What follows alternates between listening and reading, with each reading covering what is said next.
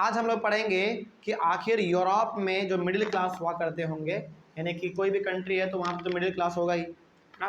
तो middle class का development किस प्रकार से वहाँ पे हो रहा था, इसी के बारे में आज हम लोग पढ़ेंगे। तो यूरोप में मिडिल क्लास का डेवलपमेंट क्या था, जानते हैं इसके बारे में।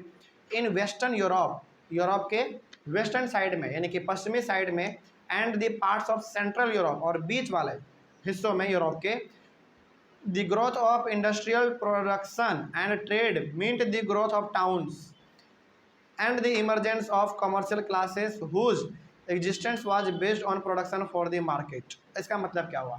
इसका मतलब ये हो गया कि यूरोप के वेस्टर्न साइड में और सेंट्रल में धीरे धीरे इंडस्ट्री का सेटअप हो रहा था, है ना। इंडस्ट्री का वहाँ पे डेवलपमेंट, यानी कि वहाँ पे फैक्ट्री कारखाना ये सब धीरे धीरे लग रहा था। अच्छा, आप ज़रा बताइए यहाँ पे कि यदि यहाँ पे फैक्ट्री लग रहा है तो इसका मतलब यहाँ पे क्या हो रहा है? एम्प्लॉयमेंट बढ़ रहा है, साथ ही साथ यहाँ पे शहर आपका इमर्ज हो रहा है, यानी कि शहर आपका बढ़ रहा है लोगों से। क्योंकि देखिए, यदि किसी भी शहर में यदि फैक्ट्री लगता है तो वहाँ पे काम करने के लिए लोग गाँव से आते हैं और शहर भर जाता है लोगों से। तो वही चीज़ यहाँ पे कहा गया है कि the growth of industrial production and trade meant the growth of towns.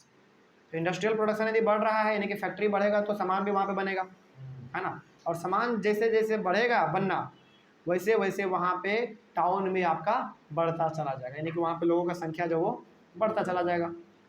कोई लोग काम करते होंगे, कोई लोग काम कर ढूंढने के लिए आए होंगे, कोई लोग काम करके घर जा रहे होंगे। इस प्रकार से मोटा मोटी यहाँ पे शहर आपका आगे बढ़ रहा होगा। And the emergence of commercial classes whose existence was based on production for the market. इसके साथ ही साथ वहाँ पे कॉमर्शियल क्लास का भी संख्या बढ़ेगा। कॉमर्शियल क्लास का मतलब ये हो गया कि जो लोग ट्रेड के मामले में आगे रहते हैं, व्यापार के मामले में, जैसे कुछ चीज़ खरीदना है, कुछ चीज़ बेचना है, प्रॉफिट के तौर पे उसका जो काम होता है, उन लोगों का भी यहाँ पे संख्या आगे बढ़ता चला जाएगा। क्यों ऐसा होगा?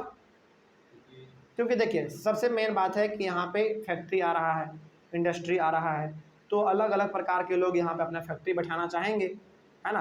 तो धीरे धीरे आप यहाँ पे कह सकते हैं कि जो मिडिल क्लास था उनका लाइफ धीरे धीरे सुधर रहा था, है ना। क्योंकि यहाँ पे सबसे बड़ा योग इसका जो वरदान था वो फैक्ट्री यहाँ पे सेटअप हो रहा था।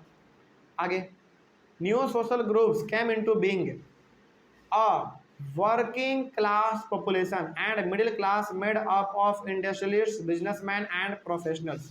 अब यहाँ पे मिडिल क्लास धीरे धीरे अपने लाइफ को आगे बढ़ा रहा था। देखिए यहाँ पे साफ लिखा हुआ है, new social groups came into being. समाज में एक नया ही अवतार लेने वाला था। समाज एक प्रकार से कह सकते हैं कि नया रूप लेने वाला था। रूप इसलिए लेने वाला था क्योंकि ऐसा सोशल ग्रुप आज तक यूरोप में था ही नहीं। यानी कि जब वहाँ पे फैक्ट्री था नहीं तो क्या फैक्ट्री में काम करने वाले लोग होंगे? क्या नहीं होंगे। जब फैक्ट्री है ही नहीं तो लोग कहाँ से होंगे? अब यहाँ से एक ऐसे ग्रुप का फॉर्मेशन हो रहा था यूरोप में जो कि केवल और केवल फैक्ट्री पे अपना, यानी कि फैक्ट्री पे डिपेंड होकर अपना जीवन चला रहा है। ठीक है, तो वही यहाँ पे लिखा हुआ है कि new social groups came into being.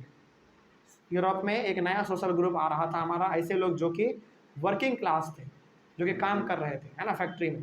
And middle class made up of industrialist, businessman and professional. यहाँ से अब धीरे धीरे मिडिल क्लास भी अपने जीवन को आगे बढ़ा रहा था। वो बड़े बड़े इंडस्ट्रियलिस्ट बन रहे थे, उद्योगपति बन रहे थे, बिजनेसमैन बन रहे थे, बड़े बड़े प्रोफेशनल बन रहे थे वो लोग, है ना। आगे बढ़ते हैं, यहाँ तक में कोई डाउट? आगे, the educated liberal middle classes emerged and popularized nationalism and stood for the abolition of aristocracy। अब देखिए यहाँ पे ध्यान से क्या लिखा हुआ है। हम लोग बात कर रहे हैं किसके बारे में? मिडिल क्लास के बारे में। तो मिडिल क्लास के पास अभी क्या आ गया? इंडस्ट्री आ गया, वो लोग काम कर रहे हैं। मिडिल क्लास अब धीरे धीरे इंडस्ट्रियलिस्ट बन रहे हैं, बिजनेसमैन बन रहे हैं, प्रोफेशनल बन रहे हैं, है ना। अब देखो यहाँ पे ध्यान से, अब जरा एक बात सोचो, जब किसी मिडिल क्लास इंसान के पास पैसा आएगा तो वो सबसे पहले क्या करना चाहेगा? अपने बाल बच्चों को पढ़ाना चाहेगा, है ना। ये नॉर्मल सी बात है, ये ह्यूमन बिहेवियर होता है, क्योंकि हर एक का सपना होता है कि मेरा बाल बच्चा पढ़ के आगे बढ़े। तो जब मिडिल क्लास के लोग फैक्ट्री में काम कर रहे थे, उनके पास जब अब पैसे आ रहे थे तो वो लोग अपने बच्चों को पढ़ा रहे थे, यानी कि मिडिल क्लास अब धीरे धीरे क्या हो रहा था? एजुकेटेड हो रहा था, है ना। वही यहाँ पे लिखा हुआ है कि the educated liberal middle class. Liberal middle class का मतलब हो गया एकदम बिल्कुल आज़ाद मिडिल क्लास, कोई किसी के ऊपर उसका पाबंदी नहीं है, यानी कि आज़ाद है वो, बेचारा अपने से अपना एकदम कमाता है, खाता है, अपना अलग मस्त ज़िंदगी जीता है। Emerged and popularised nationalism and stood for the evolution of aristocracy. इसके साथ ही साथ मिडिल क्लास अब धीरे धीरे आगे बढ़ रहा था किसकी ओर, एरिस्टोक्रेसी को ख़त्म करने की ओर। मतलब कि जो कम संख्या में लोग थे जिनके पास की धन संपत्ति बहुत था, देखो धन संपत्ति जो होता है ना किसी भी इंसान के पास, तो वो दो तरीके से कमाया जा सकता है। पहला मेहनत के दम पे, दूसरा लूटपाट के, है ना। तो यूरोप में वहाँ के लोगों को ऐसा लग रहा था कि ये लोग जो अमीर बने हैं ये हमारे धन संपत्ति को मार के आगे बढ़े हैं, हमारे धन संपत्ति को ये लूट के आगे बढ़ गए हैं।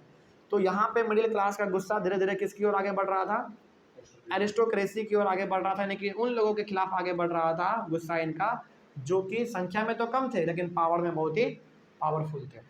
समझ रहे बात को, क्योंकि उनको लग रहा था, ऐसा लग रहा होगा क्योंकि ये लोग ऐसा लग रहा होगा कि ये लोग हमारे ही धन संपत्ति से आगे बढ़े हैं। यहाँ तक में कोई डाउट?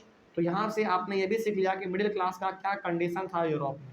ठीक है, चलिए उसके बाद अब आपको मालूम चलेगा कि what did liberal nationalism stand for. Liberal nationalism किस चीज़ के लिए है, क्यों लिबरल नेशनलिज्म यहाँ पे कहा गया है, इसके बारे में हम लोग अपने अगले वाले क्लास में डिस्कस करेंगे। यहाँ तक में कोई डाउट नहीं है ना? चलिए, thank you very much and have a nice day.